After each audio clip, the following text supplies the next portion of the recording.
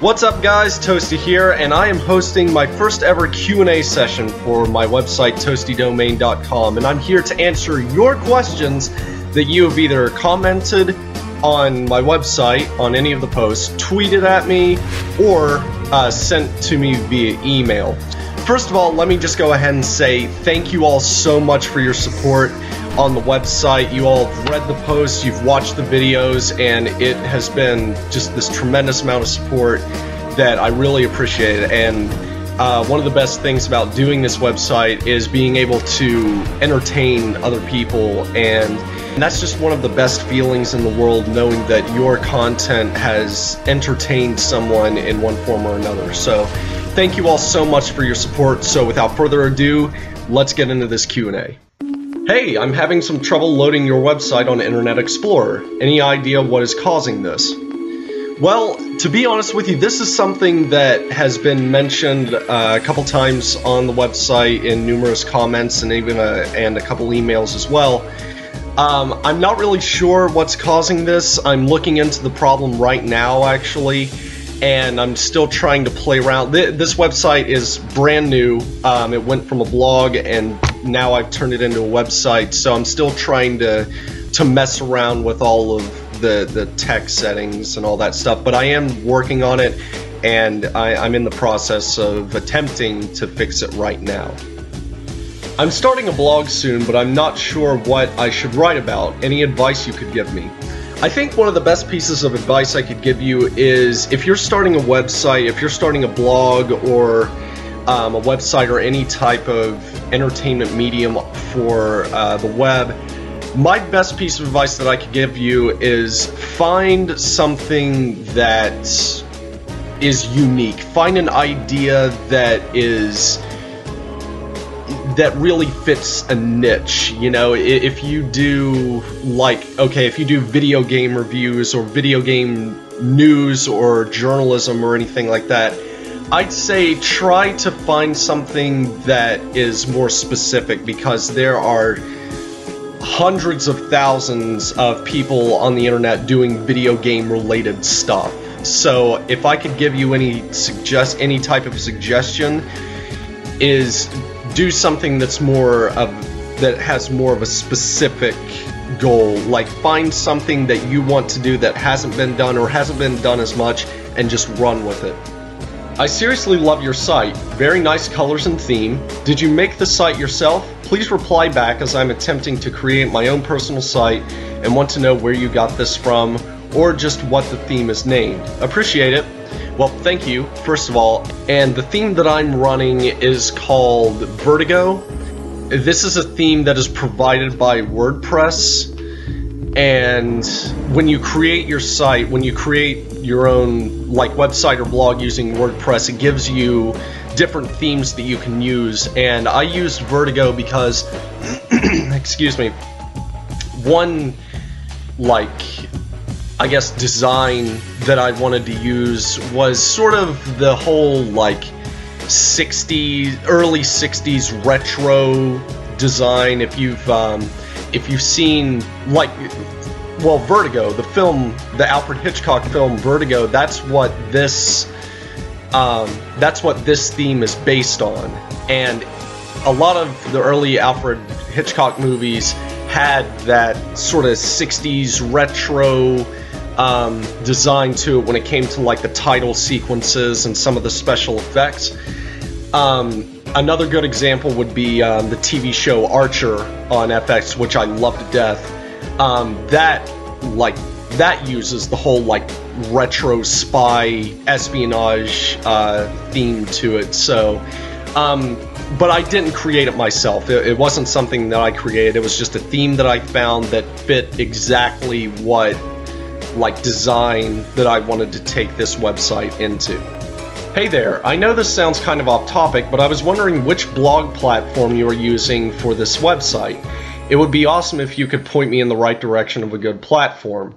The platform that I'm using is WordPress, but I got the domain through GoDaddy.com. I actually got a really good deal for it. I don't know if it's still going on now, but for, I think it was $12.99, you got 1 full year of of your domain. It was like signing a contract for a year, and for $12, I thought that was a pretty good deal. You know, domain names and like if you want to run your own website kind of tends to be a little pricey, but GoDaddy made it a whole hell of a lot easier and way more affordable, and I really appreciate that. So check that out if you're wanting to run your own website and get rit of the, you know, your website name .blogspot or .wordpress.com. If you want to get rid of that .blogspot or .wordpress, check out GoDaddy.com.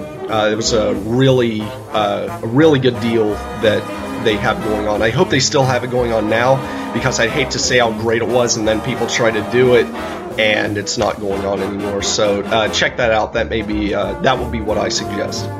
When I initially commented, I clicked the notify me when new comments are added checkbox, and now each time a comment is added, I get 4 emails with the same comment.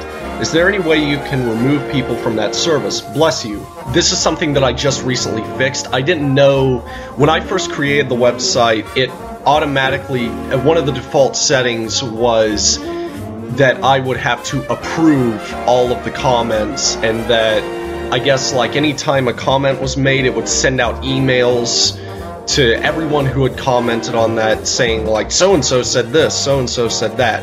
That was taken care of now that I read that comment, so I went in the settings and fumbled around with it, and now it should be fixed. But I'll keep an eye out for it. And also, just because I've allowed anyone to comment on the site, that doesn't mean I'm just going to let it be a free reign of anyone can comment. What I mean by this is, you know, anyone can say anything, but I will keep an eye out for bots and like spammers, people, well, these like, you know, little bots that go on and say like, visit this site to blah blah blah so we can steal all your credit card information and your ID. I will keep an eye out for that, and hopefully that won't be a problem. But yeah, that problem has the whole notify me when comments are added, that has been taken care of, and it shouldn't be a problem anymore. But I will keep an eye on that. Love the content. What other social media does this website use? Well, other than this website, you can. I am on Twitter at Toasty Morrison. Feel free to follow me, tweet at me, and trust me, I don't have very many followers on Twitter. I just don't utilize Twitter as much as I should, I guess. But yeah, definitely on Twitter, I will respond to your tweets. So feel free at Toasty Morrison. That is my Twitter handle, and then there's also a YouTube channel, but when it comes to uploading videos, I only use that YouTube channel for purposes of this website. So anything that I load to YouTube will go on to my website. So there's really no point. I mean, you can visit my YouTube page if you want, but every video that you see that I have uploaded will be on the website. I upload it to YouTube and then take the URL and put it onto the website. So there's really, I mean, you subscribe to me on YouTube if you want, but it's mostly, other than this website, Twitter is what I really utilize. I may create like a Facebook page and maybe an Instagram for this website as well. It just depends on how big it gets, so we'll just have to wait and see what happens there. But yeah, as of right now, it's just Twitter and my YouTube page. Where did the nickname Toasty come from?